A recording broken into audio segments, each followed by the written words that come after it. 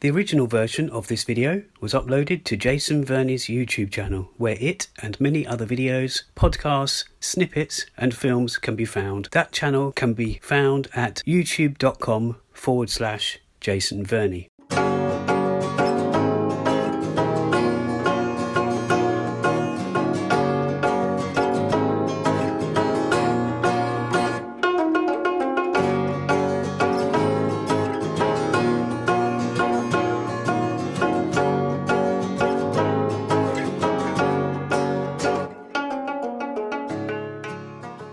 This is the Not So Korean podcast with Jay and Tim. I am Jason Verney. And this is Timothy Ohm. In this podcast series, we talk to one another and sometimes with special guests about what we know about Korea, What we don't know about Korea, what we want to know about Korea, and occasionally what we don't want to know about Korea.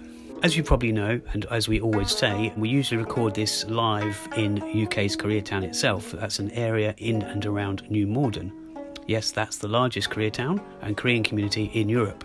But I must add a quick statement from me, Jay, before passing you over to myself, on the fly and on the move, somewhere else. Due to the nature of this episode, some segments, and in particular the sound quality, will differ slightly. Hopefully this won't affect your listening pleasure though. Enjoy!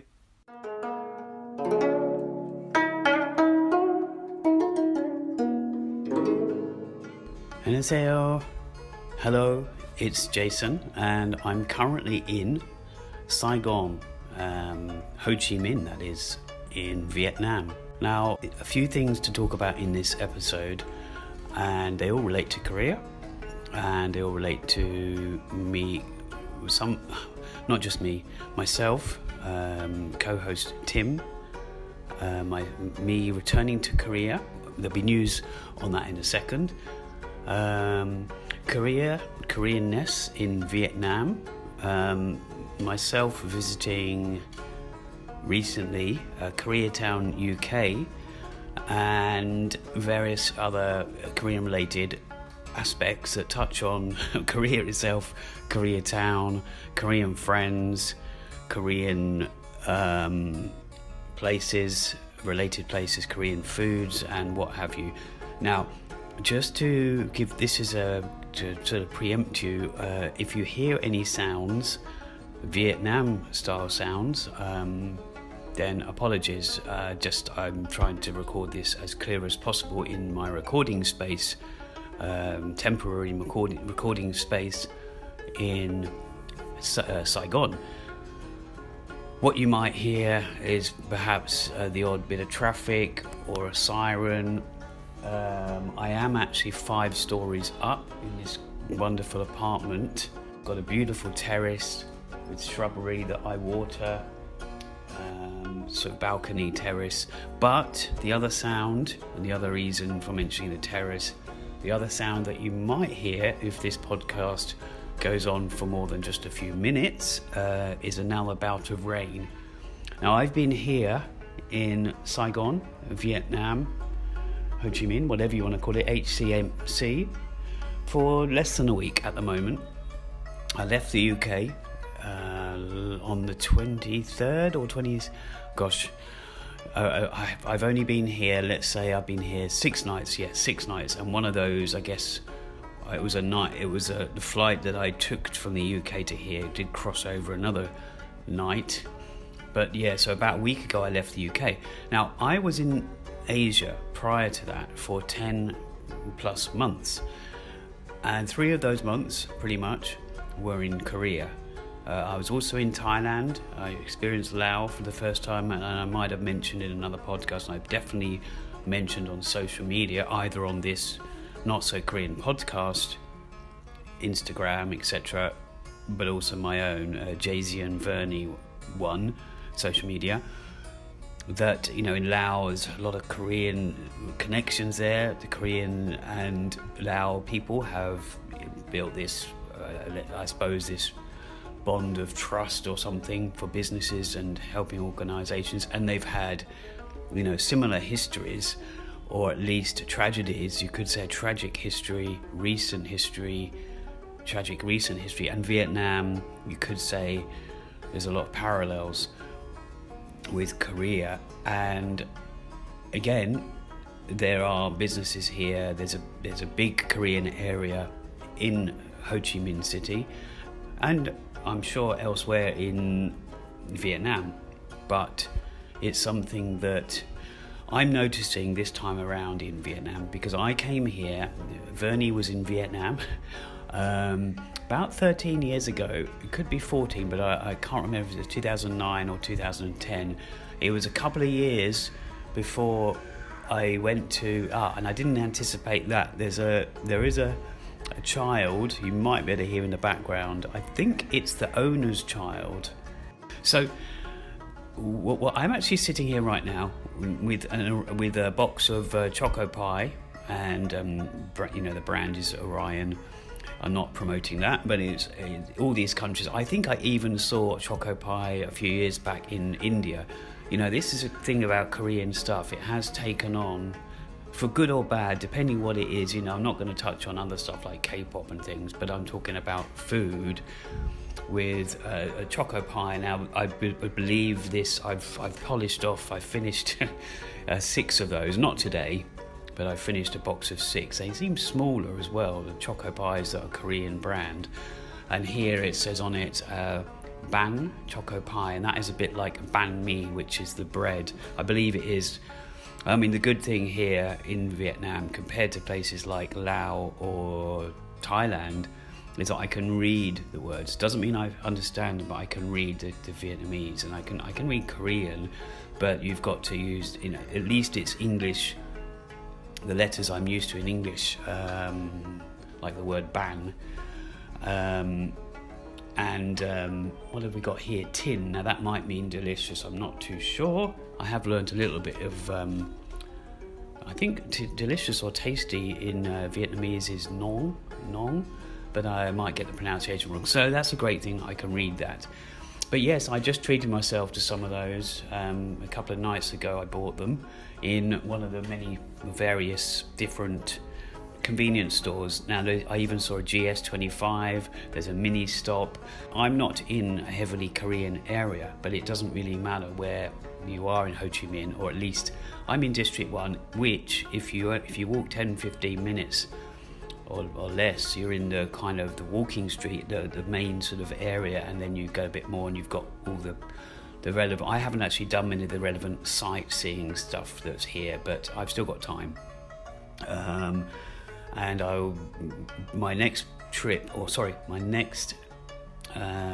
venture, or my next adventure, will be Korea. Now I'm recording this at the very end, pretty much the very end of August, but when you hear this, it's probably going to be in the first week of September, and I believe that I will be touching down in Korea by the end of September. So by the end of this month, if that's when you're listening to this. Another thing I've got sitting next to me is what we're called in Korea, not bibim, not a gimbap, but a samgap.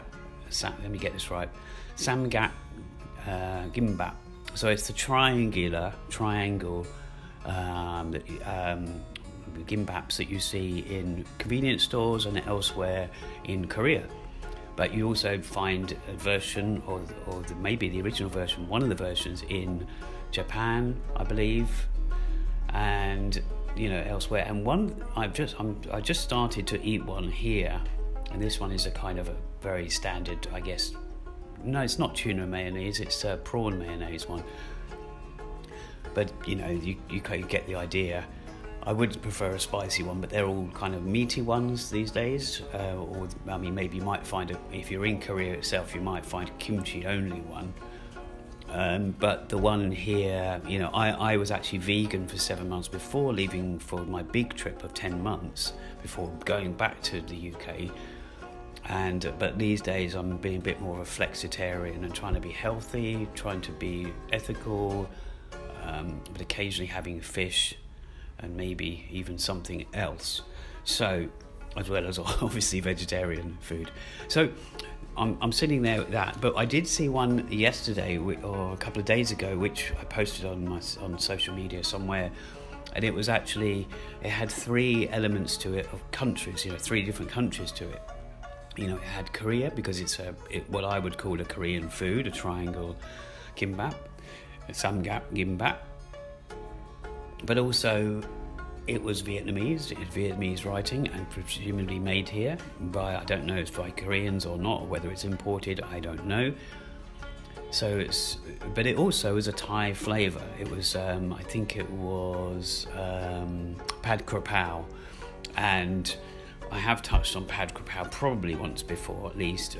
There is a guy who I'm a kind of friends with, supporter of at least because of his charitable work, a YouTuber called Retired Working For You. You could say puts the Thai in retired, working for you. He's a Canadian guy, just like Tim. He has a Korean wife. He used to own, with his friend, a reggae bar in Seoul, and I actually met him in Seoul on my last trip, just about a year ago, and not too long. We met in Itaewon, and it was not too long before those tragic stampede, the crush that happened in Itaewon. Anyway, but he does a load of stuff, and he promotes Thailand, but he also highlights all the great things about Korea. So I highly recommend his channel. That's Retired Working For You. Now, so that's the food out the way that's right next to me. Of course, I'm seeing food everywhere that's Korean related. You see bingsu places all around here in Vietnam. The first friend I met, or maybe the only friend, I might be meeting someone else before I leave Vietnam, but I met my friend the other day. Now I have never met her in Vietnam. First of all, we've only known each other 10 years, and I came to Vietnam last time about, as I said, 13 years ago or so. But we first met at a train station area in Korea. I remember, I think we were going between Daegu and Seoul. She did confirm this to me because I couldn't quite remember exactly where we were coming from too, but we remember and we stayed in touch. We remembered significant parts of the meeting. But yeah, so I finally met her and we had a great day. She took me to this area. I think it's District 7 and I'm in District 1. It's not far from where she lives, but the area we went to eat was Vietnamese food in a shopping mall, but it was heavily Korean area, community, let's say. I mean, we had Lotteria, Lotteria, the burger company. I say burger company. So that's Korean by Lotte, love or hate the conglomerates, they're everywhere. And also inside that same shopping mall was CGV, which is the cinema chain, one of the cinema chains in Korea. And there's all kinds of other Korean-related things around. Oh yeah, there's Tous les Jours, which is the bakery that's trying to pretend it's French, I guess, but it's Korean. A bit like Paris Baguette. What are the other ones? There's one or two others. But one of them is Tous les Jours, I think is owned by CJ Entertainment, but that's one of the chaebols, one of the conglomerates even. So it was great to meet my friend. She's Vietnamese, but we met in Korea. Just to really touch on the trip before, when I was in Asia for 10 months, before I went back to the UK, I met my at least 1-2 Korean friends in Thailand, one of them in Chiang Mai, who was actually part of a project that was in London in 2012. We've remained friends, met many times. We've probably met more times in Korea now than London, or we did meet a few times in London. I even interviewed her actually for a documentary that I was making at the time. Footage of what might see the light of day. I've got it in front of me here, some of that footage. And it was the musical Gumok, which was regarding the comfort women. A very emotional 1-hour musical that was performed and rehearsed, of course, but performed twice in one day by director and put on by director Joe Cho. But I became friends with quite a few people involved with that project. But I was fortunate enough, drifting off the topic here, but fortunate enough to be We've got art commissioned to film the event, and so I have all the footage, and sometimes I upload it to my YouTube channel. And let's get that out of the way while we're speaking about that, and then we'll touch on the last interview briefly and future interviews. Meeting Tim in London and in UK, and a couple of other things, and of course my visit to Korea. But just to touch on the YouTube aspect, so if you listen to these podcasts on Spotify or Apple Music or whichever your favorite place is, that's brilliant. Thanks for listening, thanks for following, thanks for subscribing, whatever you want to call it. Really appreciate that. With regards to the YouTube channels, there's two, which is the Not So Korean podcast. Now that doesn't have a lot of subscribers, but it does get quite a few views.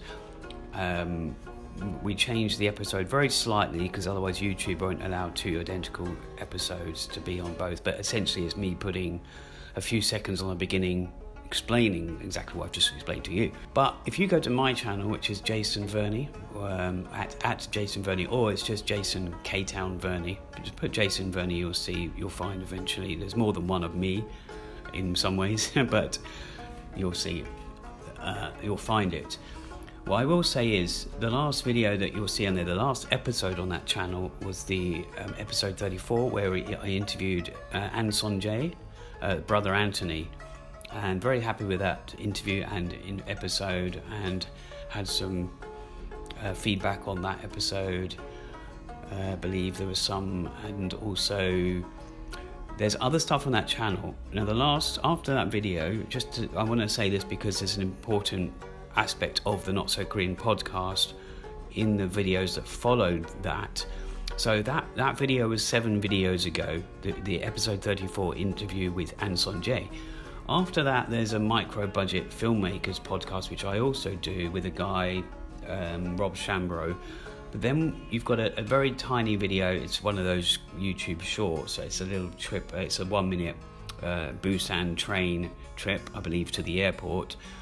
But the most recent, in the most recent 4 videos put on there, as I record this now, you've got one that says Flicks, so Flicks episode, podcast episode 71. Now that's a podcast I've been running for a long time, way before this Korean related podcast that I started with Tim. But the reason I'm mentioning it now is that there was an episode that I put out. There was a load of episodes I was recording on the fly when I was in Korea in 2022. And although I've included one, I'm going to include more in this episode, in this podcast, the Not So Korean podcast, I've also uploaded some of those into my Flicks podcast, and there's a reason why it's called Flicks, which relates to Korea but also film, life, and other things. But I uploaded it into that. I didn't really promote it, but I wanted to. It didn't actually find its way to YouTube, and because I hadn't recorded a Not So Korean podcast, or hadn't put together one, even though I've still got at least 2 interviews in the can that are going to be heard, hopefully, by you guys. And there's others to come. That one I just had to post on my YouTube channel, so at least people that, because there's quite a few people, there's a handful of people that I know tend to follow our podcasts via YouTube, and often I think via my YouTube channel. Maybe they go to the other ones, I don't know. But this particular one, just to cut to the chase, as they say, I touch on is kind of my thoughts on Korea and general life changes at the time. I mean, the very fact that I was deciding to stay out in Asia for my longest time. Before that, it'd been like 5 months, but it was also my longest time in Korea. Ultimately, I was there for 3 months, and I'd never stayed there that long. 5 weeks before. But I was also talking about the film festival that my film was at in Jochiwon, the area of Gurum near Mia Sogori. Those areas not too far from Haewa area in Seoul, and also touches on comfort women, filmmaking, accommodation, and other things of being in Korea at the time of the pandemic, for example. So I would recommend checking that out, just because it's forming part of a different podcast, but I've put it on that channel. Entirely up to you. There's another video regarding the musical I mentioned earlier, a 12-minute clip. I think it's the 8th clip that relates to the Comfort Women, the Gumok musical, Comfort Women musical from 2012. And also, most recently, as I'm looking at it right now, there's another snippet, a 4.5-minute snippet with my pals, my friends, my activist pals, mates in Gangjong in Jeju, the ones who are opposing the Navy base. So I highly recommend going to check those out, because even though you might not have heard a new Not So Korean podcast for a while, those are there. On to my visit to the UK. I'll try to keep this short and sweet, and I might have touched on this in episode 33, prior to the interview with Anson J, Brother Anthony. But I was intending to, of course, go to Koreatown. I actually went back for family reasons and couldn't wait to come back to Asia, but it was great to see family. I also met quite a few Korean, let's say, Korean-related friends, either in Koreatown, that's New Malden, near Kingston upon Thames, Hanguk Hapa. I met Tim, of course I met Timothy. I had 2 visits to Koreatown, New Malden. One of them was in June, not long after I'd arrived. I also went to London for one of our Sewol ferry. If you know about the Sewol ferry, I'm sure you do if you've listened to this podcast before. Normally our thumbnails have got the yellow ribbon, and that represents the Sewol ferry, the loss of lives, the loss of children, and just the whole the answers, the questions that haven't been answered. I went to London for one of those, our monthly one. Of course, I'd missed 9 or 10. We've had a few Zoom calls, I think 1 or 2 Zoom calls at least while I was away. And then I returned there towards the end of my trip. I think it was in the last week of my trip. I went back to New Malden, so I went there a second time. But this time, I also made a little staycation for myself, because I was staying over with family in a different area. I decided, or at least near my family at times, I decided to have a staycation in Kingston. So I had 2 nights in Kingston, but 3 days in total. So of course I went to New Malden on more than one occasion and met friends. And also I built that around the latest Sewol Ferry memorial with my friends, Andrew, Philip, Sarah, Cathal, other passers-by, 1 or 2 that I knew anyway. Popped to the Environment Centre, which is somewhere where we've done a podcast from before. In fact, you can even see it in one of our video episodes from quite a few episodes ago, actually. I think it's the one, I think, where we do the Soul Box unboxing, a great little brand in South Korea, and I should be meeting the founder of that as well when I'm in Korea. So from Koreatown, that was great. It was good, even though I didn't have a plan to go back to the UK. I did initially, then I didn't, but then I needed to, or I felt like I should. But before long, I was on my way to Gatwick with my case, in hand and a couple of bags, because there's a lot of life changes going on for me, and I'm hoping to stay out this part of the world for longer than I did last time, so for longer than 10 months, or at least a year, who knows how long, but that's the plan, which is great for my visits to Korea, potentially. Of course, I'm going to base myself somewhere. Now, my trip to Korea, though, I'm going to be there, all being well, I'm going to be there at the end of September. By the end of September, I like to get there at that time of year anyway. Last time I was there earlier, but that was because of a film festival that's taking place a place more in the sort of summertime, so I stayed until November last time. But this time, and this is where I've got a bit of a decision to make nearer the time. Well, I'll have to make some decisions very soon, really, actually, regarding that, because of having flights out of Korea. When you go in, you're meant to have a flight out, of course, or at least something booked, even if it can be changed. So I will be going there, and my birthday is sort of around that time, it'll be early October, and so it's almost been tradition that I have something, a little gathering then. I don't drink these days. It's been 4 years since I had any alcohol, but I would like to have a little gathering with friends, old and new. Sometimes it's a handful, sometimes it's more, sometimes it's less. I was even contemplating going straight from Vietnam, as if I don't go to Thailand on the way to Seoul. I've still got time to make that decision. I was debating whether I go straight from Vietnam to Busan. I do have a sort of a handful of friends there, and because that's another reason for going there before October, or before October gets properly underway, because the Busan International Film Festival, which last year I managed to catch about 23 or more films, not all Korean, but most of them Korean. It's the International Film Festival, so you have all the big contenders for the Oscars as well, those films, and it's not just Korean, but it's a great place to catch a load of Korean films early as well, you know.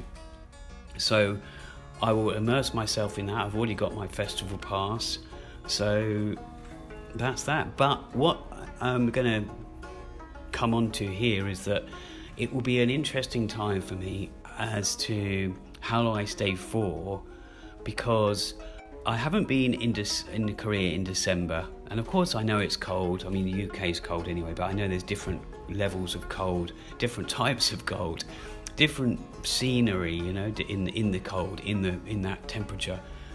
So I will have to decide if I go at the end of September, I could stay until the end of December, which would cover Christmas, but I probably. I don't know if I'm going to do that. I might leave mid-December, but whatever happens, even if I stay a week into December, for me personally, I want to do that, because every time I've been to Korea, or the more times I've been, this will be my 9th time I've been to Korea in more than a decade. I think my first trip was 2012. Yeah, it was. But I always want to ensure that I've experienced a different month, even if it's. I remember once I was in Korea until November, but only like 2 days into November, but I felt like, yes, I've been in Korea in that month. And then last time I was there until middle of November. So even if I'm there until the start of December, I will be happy, you know. I'm gradually kind of ticking off different months. It's like it took me a while before I actually experienced a June or a July in Korea. You know, maybe in April, maybe in May before, but yeah, so I'm, you know, of course those colder months like January and February anyway are going to be tough ones to do, unless you arrive at the end of February hoping that March gradually gets cooler. But it could be unlucky that, you know, March is just as cold or colder, especially with the world right now, who knows. But anyway, so I'm looking forward to it in many ways. I haven't planned anything itinerary-wise apart from the film festival. I will base myself in Busan anyway for about a month. I want to go back to Gwangju. I might revisit Mokpo. I will probably do another temple stay. It took me like 8 trips to even do one temple stay, and thanks to my Korean Buddhist friend, she's a sunim, so she's a Korean Buddhist monk. She found me a place, or let me go to a place. It was less of a tourist one. Here comes the rain. I'm just gonna let you hear that for a second, if you can.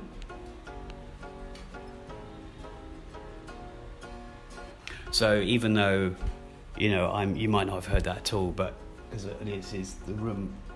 this room apartment is double glazed, but you know, when it's so heavy in Southeast Asia, it's a different kind of rain to what we get in the UK. Oh, at times it can be similar, yeah. But again, talking about UK and Asia, of course, I'm used to cold weather. I've grown up with it, for decades. I know cold weather.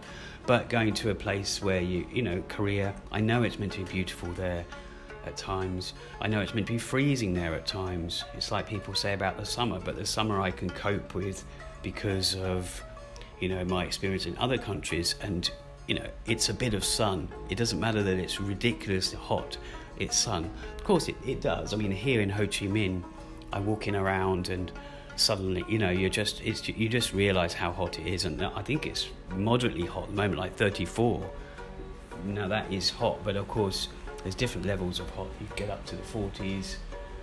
See, it's now kicking off outside with regards to the rain and the plants and the wind. Obviously the plants aren't kicking off, but they're getting affected by being swayed left and right. So I think I've covered a lot of ground and what I wanted to cover. So I've spoken a little bit about Vietnam, Koreanness in Vietnam. As I mentioned this, another friend of mine, someone who's in the film business as well, actually, but and works a big Korean director as well. But they invited me to a wedding in Vietnam before, and I couldn't make it due to timescales or where I was. I couldn't make it. So he's Korean. He got married in Vietnam. So I've always known there's been this strong connection with Vietnam and Korea, business-wise as well. I mean, it's Cambodia as well. There's that as well, and Laos, and Thailand has got its Korean connections. Big connections, big links, big cultural connections, especially whether it's the dramas or music or other things, or other fashion, But what I was going to say, I remember that from a Vietnam time. I wasn't in Vietnam, but my Korean friend had invited me to a wedding. And speaking of weddings, a Korean friend of mine who actually linked to that project I was mentioning earlier, back in London a decade ago, that musical. There's a wedding taking place, and it's in Sewol. Now I will have to make a decision. It might be when the film festival, I think it is when the film festival has already begun, and if I'm attending it from day one, it would mean me taking a break from that. But I can, of course. Wedding is more important than one day at a film festival. Or there's a small chance that I might not be starting that film festival until after that wedding anyway. So it was great to be in the UK. At the time, I wasn't really feeling it. I had a bit of like hot or heat wavy weather upon arriving mid-June, and my last week or so, few days in August, was also good weather. But in between that, it wasn't great for me. I'd sold myself a bit of a lie. I did achieve some things that I set out to. I've now got my good laptop as well as my secondary laptop, because when I went away on my last trip, which started in Korea because of that film festival, I'd taken my sort of a smaller laptop, but also my less, let's say, it was less new laptop, and it was I didn't care about it as much. But now I've got two with me, and I also changed my storage options, sort of downsized a little bit, sorted some other paperwork out with companies, saw my mum, family. That's the reason I went back. There was something I was wanting to go back for, to see my mother and family, and friends. And Tim, it was great to see Tim. We met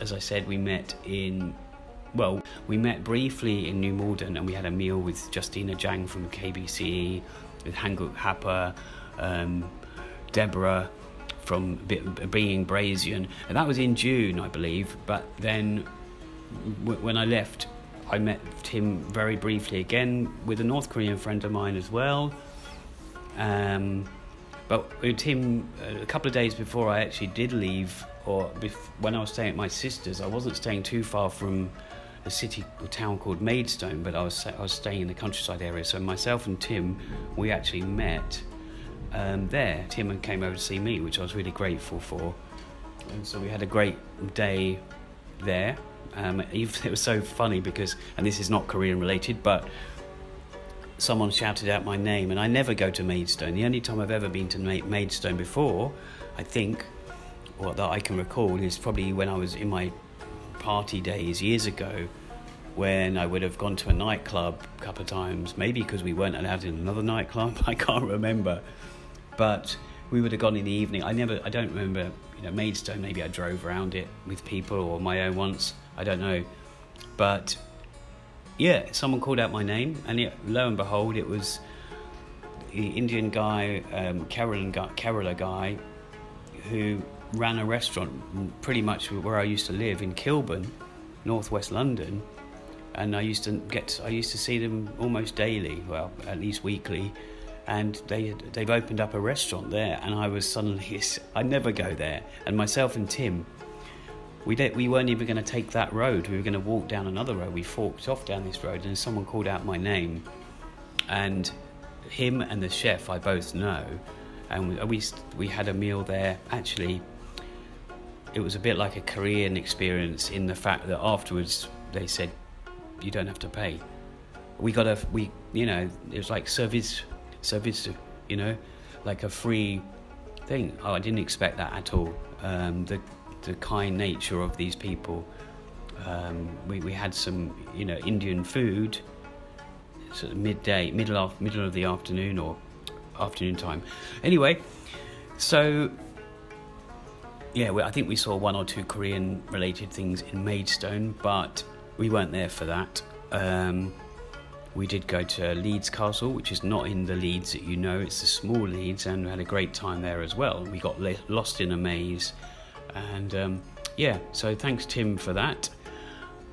So the next episode, that might be one from Korea, it might be one from Vietnam, or it might be one of these other ones that I've recorded when I was on the go in Korea, or it could be one of those other interviews that I mentioned. But these episodes have gone from weekly. When I got back to the UK, I did try and get back on track. I did manage about 7. It kind of fell to fortnightly, and then it's kind of slipped by the wayside. But I don't want to give this podcast. I don't want to stop this podcast. I know, we've got guests that are really happy to be on the podcast. I like the community of people. We have a Facebook group, which not only we have the Facebook page, but there's a Facebook group, and we do have a little community there where people, they might comment. We have a very little chat, and it seems to be doing all right, and I enjoy doing these and talking about Korean culture, etc. So, and I'm also writing a couple of different films that relate to Korea. I'm working on a bit of a documentary video art project, and I'm working on a couple of scripts at least for my next fiction work. It could turn out to be a feature, a very short feature, or it could turn out to be a long short, but we will see. Okay, that's it, and I just want to wish you, everyone, all the best. Thank you.